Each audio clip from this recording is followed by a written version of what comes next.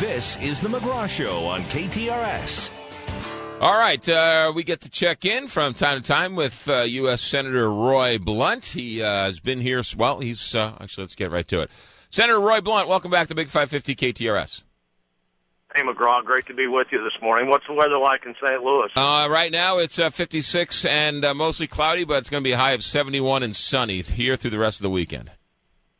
That's good. That's good.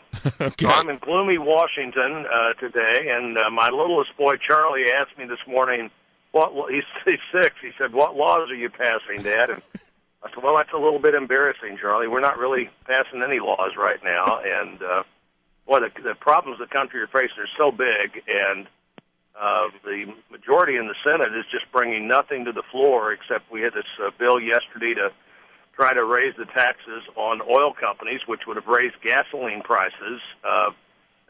We're just not focused on the right things, and we've got to get focused on the right things, private sector jobs, and how do you reduce spending, and how do you defend the country, of course.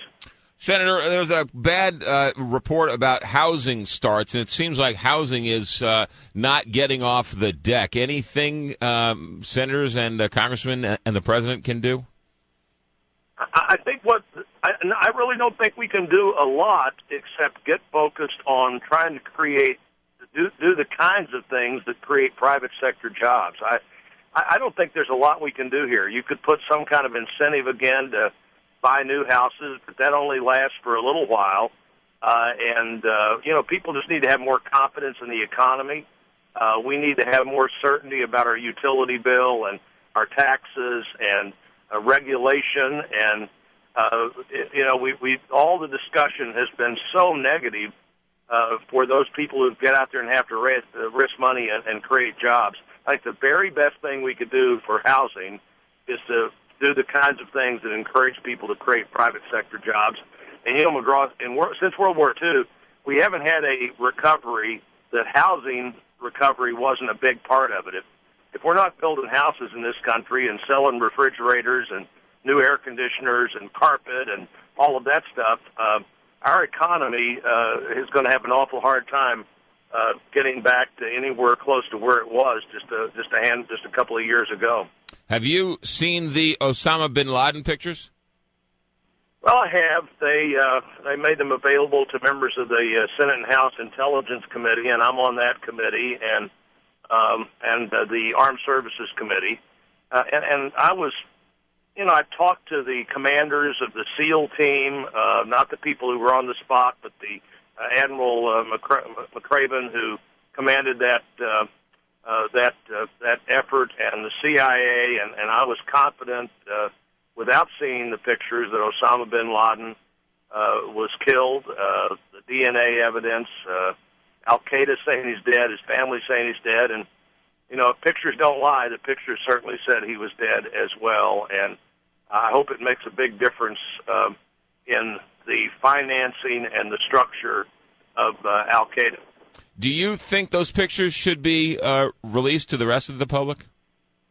I don't think so. I think if you don't believe the evidence that's out there already, you wouldn't believe the pictures. I mean, I assume anybody that's very adept on a computer can make a picture look like you or I were seriously injured, whether we really were or not.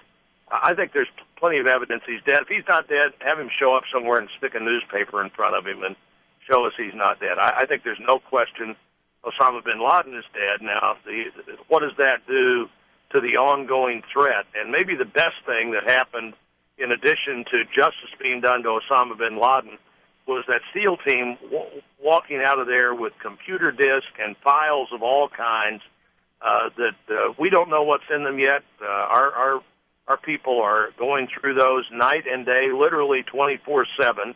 But maybe more importantly, the other people in Al-Qaeda don't know what was in them. So I hope that this is very disruptive to everything they're trying to do, and maybe sends them scrambling at a time when we might be able to find a few more of these top Al-Qaeda leaders and do even more damage to this terrorist organization. Senator Roy Blunt with us for a couple of more minutes. The conversation that is going to dominate, it looks like, this summer in Washington, D.C., is the raising of the debt ceiling. There are some who are saying the sky is going to fall if it's not raised. There are others who are saying don't worry about it. Where do you fall down on this? It's probably somewhere between. I don't think the sky falls, but I'd rather see us do the right thing with our ongoing spending, but I'm not going to vote to raise the debt ceiling unless there's some kind of significant structural reform that sets some real handcuffs, some real parameters on future spending. There's no reason, in my view, to continue to spend the money like we're spending it now. The federal government under Barack Obama is spending $1 out of every $4 the economy can generate.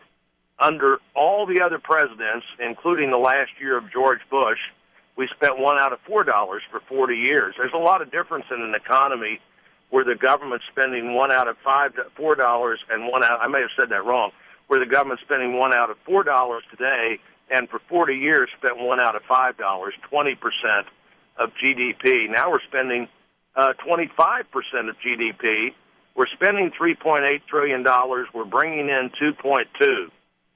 You know, if the station was, these numbers may probably not anywhere close to right for the station, but if a business was bringing in $2.2 million and spending $3.8 million, and had already borrowed all the money anybody should believe they should lend you, you know you've got to change behavior. And the president's idea that we just ought to extend the debt limit and keep doing what we're doing is I think, totally unacceptable, and I won't be part of it. If he can get the votes to do it without me, he can get the votes to do it without me. But it's going to take some structural change before I'm part of raising the debt limit.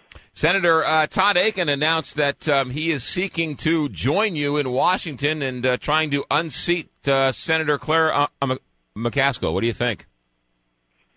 Well, he's a friend of mine. I've served with Todd for about 10 years in the House. He and I have always been the two most conservative members of our House delegation, and he was very encouraging when I ran for the Senate. There's going to be a primary there, and the primary sometimes really does produce the best candidate.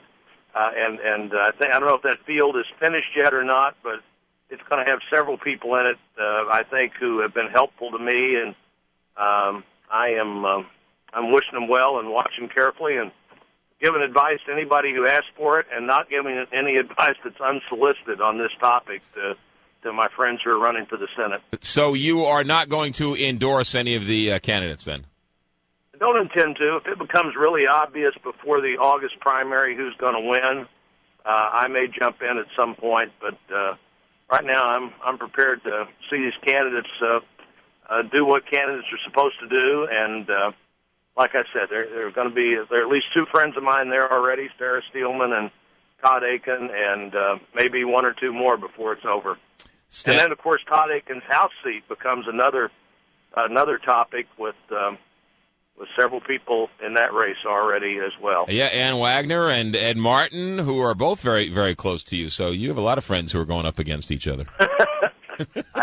I do indeed, and we'll see how that works out. Maybe Senator Cunningham gets in that race in the next day or two if she hasn't already. And it's an interesting time, and I'm pretty frustrated by the lack of what I see as really hard work on the Senate floor. But I firmly believe, McGraw, that the next couple of years we're going to decide who we're going to be for the next 25 or 30 years. And the minute I come back to that, I think it's an important time to be in the Senate for whoever gets elected in 2012, and for me. And I think it's an important time to be in the House. And I hope we decide we're going to be us rather than just kind of like any other country in the world. There's a reason that we have had the success and prosperity that we've had as a country, and I hope we don't give that up by deciding we just kind of want to be like everybody else. Senator Roy Blunt, have a safe day, and we'll talk to you down the road. Hey, buddy, good to talk to you. See you soon. You got it. Senator Roy Blunt calling in from Washington, D.C., 745 here on the Big 550 KTRS.